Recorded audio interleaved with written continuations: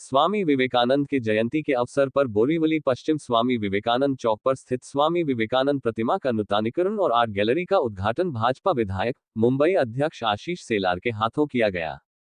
इस स्मृति का नूतनीकरण और आर्ट गैलरी की परिकल्पना बोरीवली के विधायक सुनील राणे द्वारा किया गया।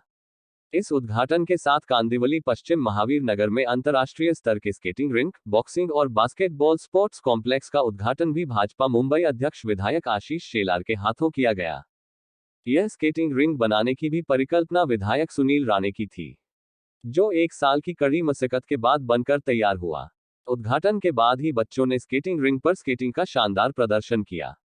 इस कार्यक्रम में भाजपा मुंबई अध्यक्ष विधायक एडवोकेट आशीष सेलार, पहलवान ओलंपिक एथलीट नरसिम्हा यादव, विधायक सुनील राणे, विधायिका मनीषा चौधरी, बीएमसी उपायुक्त परिमंडल 7 भाग्यश्री कापसे, सहायक आयुक्त आर मध्य संध्या नांदेड़कर के साथ भाजपा के पदाधिकारी और कार्यकर्ता उपस्थित थे।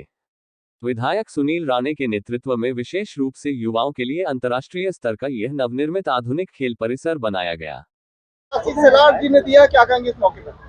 नहीं, नंबर के पीछे मैं कभी नहीं दौड़ा हूँ, ना कभी दौड़ूंगा, लेकिन लोगों ने और हमारे भारतीय जनता पार्टी के कार्यकर्ताओं ने और हमारे नेताओं ने जिस विश्वास से मुझे बोरीवली भेजा था, उस विश्वास को और प्रामाणिकता से काम करने के पश्चात जो आपके सभी के सामने लगातार पिछले 3 वर्षों से मैंने जो काम किए वो रखे, और आप लोगों ने जिस तरह से बोरीवलीकरों ने जिस तरह से सभी कार्यक्रमों को सराहा, उल्लेखनीय जो काम हमारी सभी के टीम ने मिलकर किए। और आज बोरीवली में मुझे आनंद होता है कि पहला अंतर्राष्ट्रीय दर्जा का स्केटिंग रिंग, इन्हें सही मायने में तो ये दूसरा है बोरीवली के लिए, लेकिन अंतर्राष्ट्रीय दर्जे का स्केटिंग रिंग, उसी के साथ साथ बॉक्सिंग और उसी के साथ साथ बास्केटबॉल, ताइक्वांडो और जूडो, ये हमने उसमें जोड़ दिया है। बहुत ही आधुनिकता से काम करने वाले और इस देश को आधुनिकता के माध्यम से आधुनिक भारत बनाने वाले आदरणीय प्रधानमंत्री श्री नरेंद्र मोदी जी की कल्पकता को हम वास्तविकता में उतारने का काम हम सभी लोग करते हैं। और मुझे लगता है कि आज का ये दृश्य आप सभी ने देखा है, और ये दृश्य इसी चिर परिचित बोरीवली के नागरिकों का है, जिनके आज की आधुनिक पीढ़ी के बच्चे इस कार्यक्रम में सम्मिलित होकर इस मैदान पे उपस्थित हैं। विधायक जी, कुछ स्केटिंग के लिए चार्ज रखा जाएगा? अभी स्केटिंग के लिए फिलहाल तो कोई चार्ज नहीं है, लेकिन इसको सीखने के लिए अलग अलग स्केटिंग्स होती है, जैसे इनलाइन स्केटिंग्स होती है, स्पीड स्केटिंग्स होती है, और इसके लिए अलग अलग ट्रेनर्स रखे जाएंगे और ट्रेनर्स के माध्यम से उनको शिक्षा दी जाएगी अलग अलग स्केटिंग्स कैसे करते हैं। और विशेष रूप से बोरीवली की एक छोटी बच्ची जिसका नाम भूमि शिखर है, उसी को प्री ओलंपिक्स के लिए बोरीवली से, जिसकी उम्र 8 साल की है, उसको सिलेक्ट किया गया है। मैं मानता हूँ कि आने वाले समय में बोरीवली ये स्पोर्ट्स का, खिलाड़ियों का एक नगर बनेगा।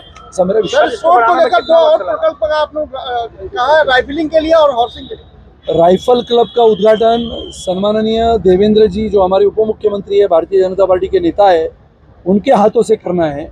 इसके लिए 26 जनवरी तारीख मैंने तय की है प्रजासत्ताक दिन की, या फिर उसके आगे पीछे 2-4 दिनों में राइफल क्लब का उद्घाटन बोरीवली में, पहला बहुत ही सुंदर राइफल क्लब।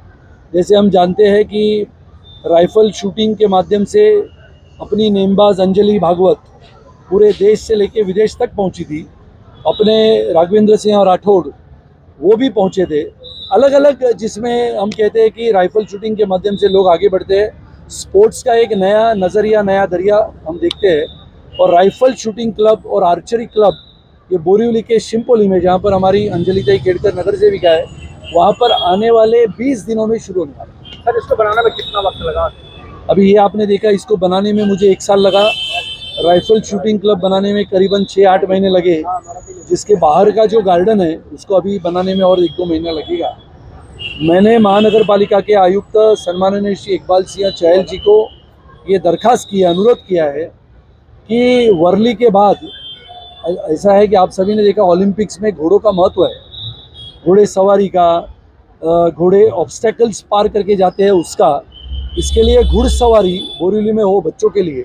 इसका मेरा प्रयास है और मेरा विश्वास है कि महानगर पालिका के कायदे कानून में हॉर्स राइडिंग के लिए जगह नहीं थी, लेकिन बोरीवली के मैदानों को देखते हुए एक मैदान बोरीवली में नए रूप से घुड़सवारी के लिए बच्चों के लिए हम बनाने वाले हैं और आप सबको उसका न्योता देंगे।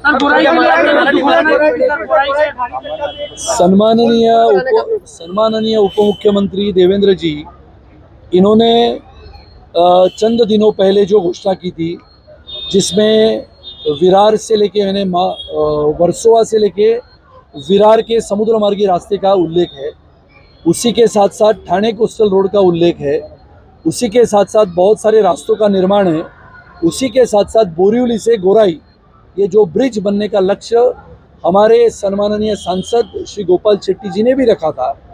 जो बोरीवली में रहते हैं उनको गोराई में जाना, गोराई गांव में रहते हैं, मनोरी गांव में रहते हैं, जहां पर अस्पताल की भी सुविधा नहीं है। अगर ब्रिज बने तो अस्पताल होगा, ब्रिज बने तो पानी की समस्या दूर होगी, ब्रिज बने तो नागरिकों को सेहत और आरोग्य के लिए अस्पताल का निर्माण होगा। और इस सब के लिए ब्रिज की आवश्यकता है, ऐसा मैं नहीं तो हजारों लाखों लोग मानते हैं। और यहाँ से जो आदान प्रदान व्यवहार की चीज़ें हैं वो होगी, इकोनॉमी बढ़ेगी, पर्यटन बढ़ेगा और गोराई मनोरी में रहने वाले लोगों को भी आरोग्य की सेवा सुविधा मिलेगी, अच्छे स्कूलों में आना जाना होगा।